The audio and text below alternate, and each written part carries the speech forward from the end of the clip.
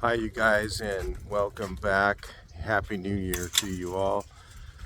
um, just wanted to take a little bit of time to thank you guys for watching the channel, for subscribing and providing your comments. It really helps me as well as a lot of other people watching, and just wanted to first of all thank you for that. I haven't really been posting anything too much this month, partly because on Christmas Eve I woke up in the middle of the night with a 104-degree temperature, and I still am definitely not back 100% yet. Um, I don't know. I tested for COVID and it tested negative, but I almost was suspicious that that's what it was, because I got pretty sick, and I rarely ever get sick, and then when I got COVID the last time, at the end of COVID for me, I get like this weird anxiety, and I've been dealing with that like the last 24 hours, at the end of it or whatever. I kind of get this, and it's really weird. It's not like anything else I've ever experienced in my life, because I'm really generally, a lot of people might think I'm negative because they say reality things, but I'm actually pretty positive all the time. I'm always upbeat, trying to get things done, moving forward. And then when this happens, I get really like anxious about stuff. So I even had to take some sort of medication for it last time, just once. But I'm trying to refrain from doing that because it's dependent stuff or whatever. So anyway, but yeah, so it's pretty exciting, the new year. At the same time, I'm really like anxious about a lot of things, and because it's I used to have a really good business, and I've just came to the reality that I don't think it's going to be around. There's still stuff going on, but nothing that I could survive on. So YouTube's becoming more independent for me, and I never intended it to be that way. It was just something I started doing for fun, and I never wanted it to be a business. I just thought, well, this is kind of a joke, and I'll just post these videos to help people. And at first it was, I'm trying to think, it was like it was just something I wasn't really that seriously vested in it at all. And because of that, I didn't really design the YouTube channel to be profitable. I designed it to just provide information and fix people's problems here and there and that sort of thing, and bring in some revenue, of course, because your time, anytime you spend time doing something, you need to get compensated for that time. So there's no other way. But anyway, so I've been just taking the morning here to help deal with the anxiety. I'm trying to clean up, but again, I'm not feeling the greatest still, and it's hard, because my brain isn't working quite right yet. And I'm trying to clean up and put things away. I'm gonna try and get my oval window in here. And I've used to have cars in here, believe it or not, and I need to get the oval in here, and then also the blue bug in here. And then I really need to finish this thing. I've got problems with the injection pump still. I've got to get this car sold and out of here. This registration and insurance on all these vehicles is becoming a real problem. So it wasn't a problem when I made good money, but it is when it's taking money out of my budget every month, and then taking money out of my savings that's where we're at now. So I'm gonna get this car in the garage, and then I've got this one here, the dusty little guy, poor old car. I have neglected that car because I can't drive them all. So I'm gonna get that one fixed up and ready for sale this year for sure. It's got to go. It's not because I don't love the car. The story is you guys that don't know, I started out with a 65 sunroof. I said, well, I kind of want a Beetle, because I used to have a Beetle and my first car was a Beetle. And I thought, well, I'd like to have a Beetle since I got buses. And so I bought a 65 sunroof from a person that I knew. And then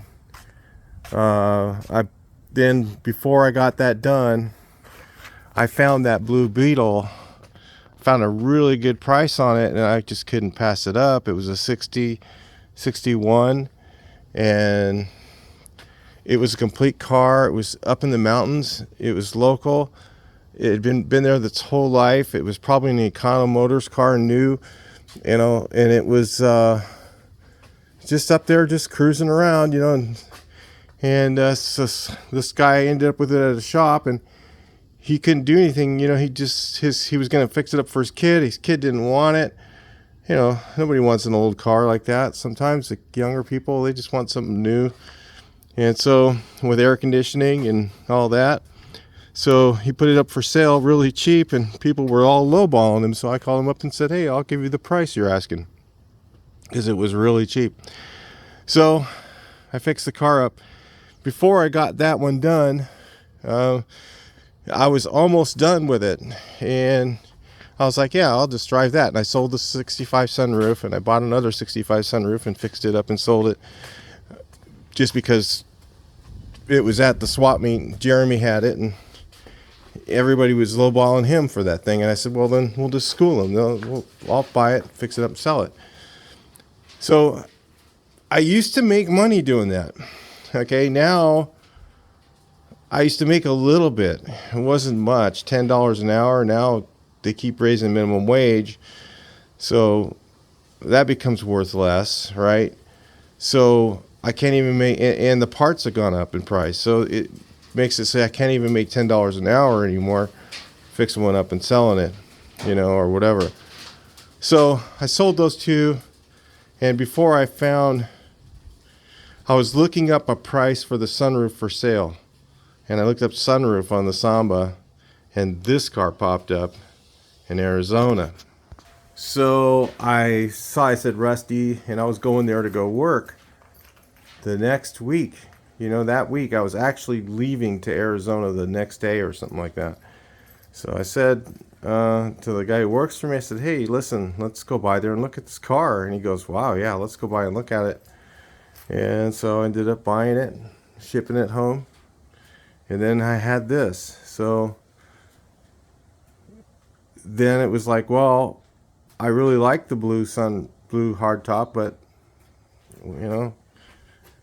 I kind of like a ragtop better. So I don't know. And then a friend of mine called me on this car. This was a couple of years later, and I never thought I'd ever build a early 50s oval, because they're so expensive to build. And this car was really complete, and so I got a decent price on it, so I ended up buying it.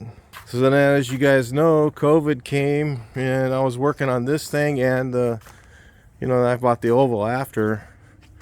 But I never thought that at the end of COVID that it would just take away my other whole business. It's really kind of crazy. So it's been, I don't know. I guess, am I going to do YouTube full time? Or it's not enough income for me, but that's where I'm at now. And I'm hoping that at least I'll get some other business going on. But the last two years and a few months from October, It's been about what I do in a month I'd done in a year, so it's not good. That's so, along with the anxiety from this, whatever, if it was COVID or whatever, I have reality at the same time, which is a little disheartening, to say the least. And then I've got all these cars they need to maintain and register, and maintaining them is a huge deal too. So I'm just trying to figure out which ones to keep and which ones to get rid of. I really like this old bucket truck. I'd love to keep it. It's really expensive. I got a lot of money in that. And, at the time when you're making a lot of money, you have money to spend. And then when you're not, it becomes a burden, So anyway, but I hope you guys are all having a good New Year's Day, and I hope that we're able to continue and grow. I need this channel to grow a lot more than it has been. The last 3 months have been pretty frustrating as far as that growth. Just so you guys know the cycle, I'll tell you how it works. Around November, my view counts start to really drop off. And it's always been that way. And like I said, I was never really concerned with it because it wasn't a source of revenue really much. And then, so November, December, January, it's not very profitable. It drops way down quite a bit. It's been better, I guess, this year than last, but and then around February it starts to go up a little bit, and then March, April, May, by June I'm usually up over $1,000 a month, more than I was in the beginning of the year. So usually, and it just depends on what we've got filming. Well, this year we've got a couple of problems. We lost a drag race track. We don't have a place to do the bug in. That's the biggest VW event ever. And we lost that venue. The venue's gone. A lot of people thought, oh, it'll come back because they've got all these tires and stuff like that are like under. I had to get my selfie stick. My arm was getting tired, so that are under the ground over there at Irwindale. And apparently what's happened, I've kind of did a little more research on some of this stuff, talked to some people, and is that the city will issue a permit for them to put up warehouses, but they wouldn't issue a permit for them to do the mall unless they dug down and like underneath the ground over at Irwindale, there's like 20 feet of just garbage, old sinks, tires, all kinds of stuff under the ground. And I don't even know how it would reach compaction, for doing any type of building, but apparently they said that they'll let them go over that if they put in warehouses. So it's a done deal. It's not Irwindale, as far as I know, it's not coming back. So there's been some challenges, guys, for shows, and the exciting part is Andy was able to get a new venue. So if you look up on the Bug In, I think it's on their Facebook. You look up, he's got something, I think it's called the Revival. Okay, and what it's going to be is it's going to add to the VW week, because we're, obviously we're losing shows, we're losing drag racing, which is huge. But he's got a really cool venue for a new show, and It can't be the classic because he doesn't own the classic anymore. So it's a revival. So anyway, the Volkswagen revival is going to be really cool. You guys got to check that one out. I'm definitely going to be part of it somehow. I think I was talking to CarCraft and they're a sponsor. So there's that going on. It's going to be a nice little event to have on this Sunday. That in my opinion, it's going to kind of bring back the classic, but it's not classic. Okay, it can't be.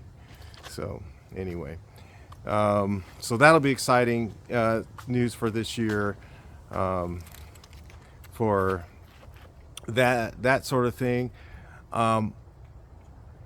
There we have some losses, which is again, we lost the drag day, 2 drag days, and the bug in. And I don't know.